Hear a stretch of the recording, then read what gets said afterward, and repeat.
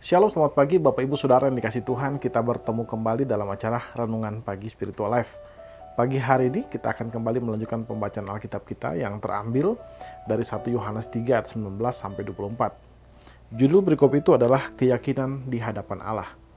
Saya akan membacakan bagian firman Tuhan ini bagi Bapak Ibu Saudara sekalian. Demikianlah kita ketahui bahwa kita berasal dari kebenaran. Demikian pula kita boleh menenangkan hati kita di hadapan Allah. Sebab jika kita dituduh olehnya, Allah adalah lebih besar daripada hati kita serta mengetahui segala sesuatu.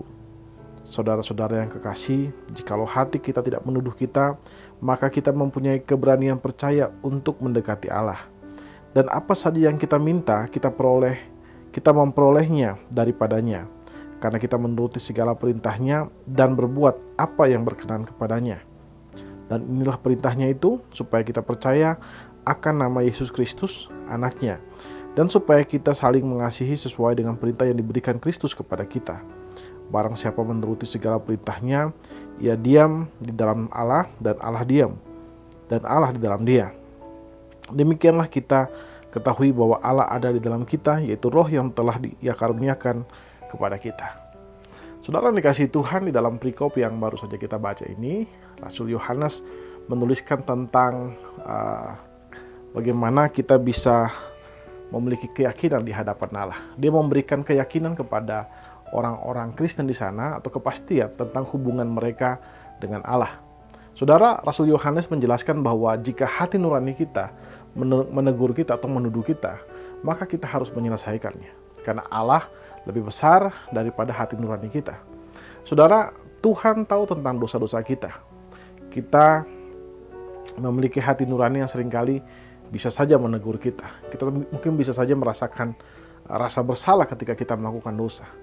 Dan ketika kita merasakan hal yang seperti itu, maka kita harus menyelesaikannya.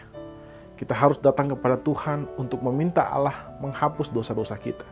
Dan setelah itu kita harus percaya bahwa Tuhan sudah menghapus dosa-dosa kita. Bukan berarti bahwa kita mengabaikan kesalahan-kesalahan kita.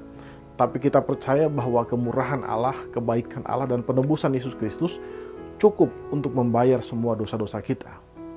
Saudara, Rasul Yohanes kembali mengokohkan iman atau menguatkan iman dari orang-orang Kristen pada saat itu untuk agar mereka menyelesaikan dosa mereka dan hidup di dalam kekudusan. Dari perikop ini ada dua hal yang bisa kita pelajari. Yang pertama, milikilah hati yang selalu terhubung dengan Allah.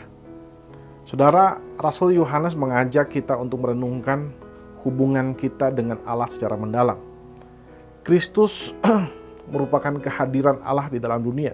Dan melalui Kristus, kita bisa hidup di dalam kasih karunia Allah. Dan melalui Kristus juga, Roh Kudus tinggal dalam hati kita. Kehadiran Allah di dalam hati kita memungkinkan kita untuk berdialog dengan Allah. Saat kita berdialog dengan Allah, seringkali kita ditegur oleh Allah. Karena itu jadikan momen-momen doa kita sebagai waktu di mana kita bisa mengintrospeksi diri kita. Baik melalui firman Tuhan yang kita baca, maupun Roh Kudus yang ada dalam hati kita. Melalui introspeksi itu, biarlah kehidupan kita dipulihkan oleh Tuhan. Dan pemulihan itu akan menarik kita kembali kepada persekutuan Allah.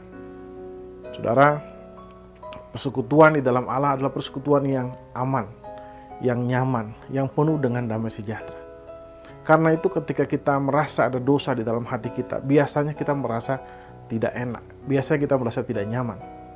Tapi percayalah bahwa itu cara Tuhan untuk menarik kita kembali dalam hubungan dengan Dia. Karena itu kita harus mendengarkan suara Tuhan. Kita harus peka terhadap teguran-teguran Tuhan di dalam hati kita. Sehingga kita memiliki hati yang selalu terhubung dengan Tuhan. Saudara, kebenaran ini mengajarkan bahwa komunikasi batin kita dengan Tuhan haruslah merupakan komunikasi yang jujur. Ini hal yang sangat penting untuk menguatkan iman kita dan menjaga hubungan kita dengan Allah. Jangan biarkan kelemahan-kelemahan kita, dosa-dosa kita, membuat kita semakin jauh daripada Allah. Ketika kita ditegur oleh Allah, itu waktunya untuk kita kembali kepada Allah. Saudara, hal kedua yang bisa kita pelajari dari bagian perikop firman Tuhan ini adalah keberanian untuk berdoa dan percaya.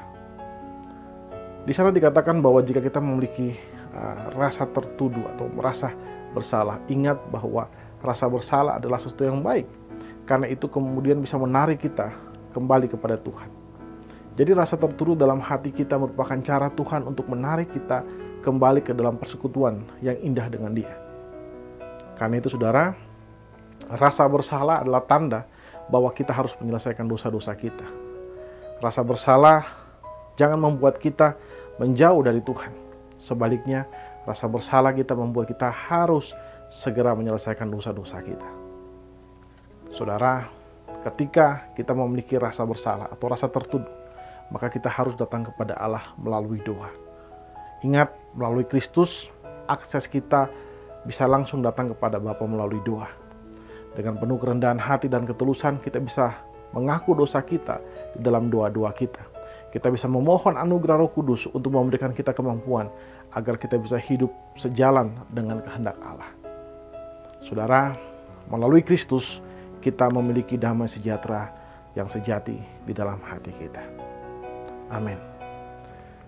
Saudara, mari saya mengajak kita mengambil waktu sejenak untuk merenungkan firman Tuhan yang baru saja kita dengarkan ini. Saudara, apakah saudara sudah menjaga hati nurani saudara yang tulus di hadapan Tuhan?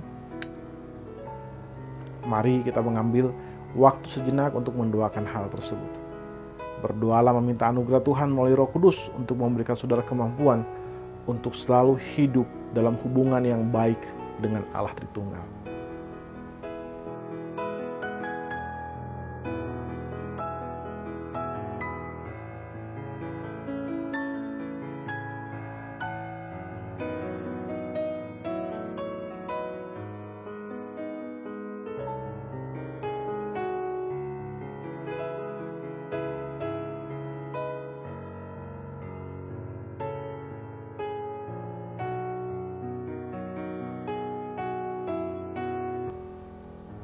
Saudara, mari kita terus bertumbuh di dalam Tuhan.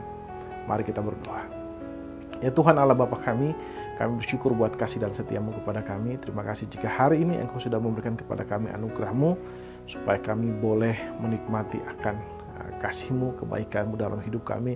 Khususnya ketika kami bangun pagi hari, kami boleh melihat kehidupan yang Engkau berikan kepada kami. Ajar kami untuk mengucap syukur untuk semuanya Tuhan.